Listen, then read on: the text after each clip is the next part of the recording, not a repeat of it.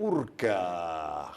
Vabbè. Beh, ma è naturale, 73,1. Altro che criminale, Fleximan sta seminando consensi. A confermarlo, se non bastasse il murale Sadui dedicato apparso in via del Padovanino a firma del noto writer Heavy Rain, anche l'esito del sondaggio di Ring di ieri sera.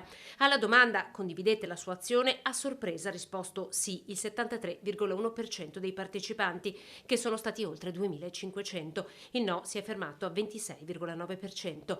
Un trend, quello degli odiatori del Velox, innescato con tutta probabilità dalla vicenda del Velox killer di Cadoneghe, comune del Padovano, che ha immortalato multandoli la condotta di almeno 30.000 automobilisti, innescando una guerra senza precedenti contro le sanzioni, che poi sono state ritirate.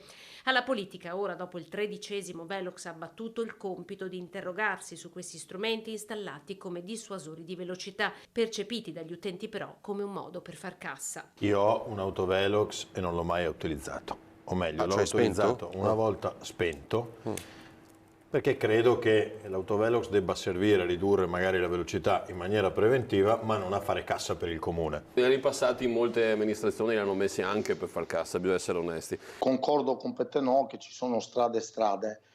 Io credo che su questo non bisogna farne un tema di partito, un tema ideologico. Nonostante nei suoi confronti la condanna della politica sia unanime, Fleximan è già stato eletto dai social un eroe, se non altro per aver innescato un dibattito sull'opportunità del Velox come strumento di sicurezza stradale in mano ai primi cittadini. Anche amministratore te lo fa capire. Faccio un esempio: a Castelfranco Veneto ho dovuto agire sulla leva dell'IMU per compensare le maggiori spese e qualcuno delle opposizioni mi aveva suggerito di mettere un autovelox. Ho detto: signori, guardate che a noi servono dei soldini per compensare maggiori costi energetici, queste cose qua, non per i soldi che derivano dall'autovelox, sono per fare sicurezza, non per far cassa.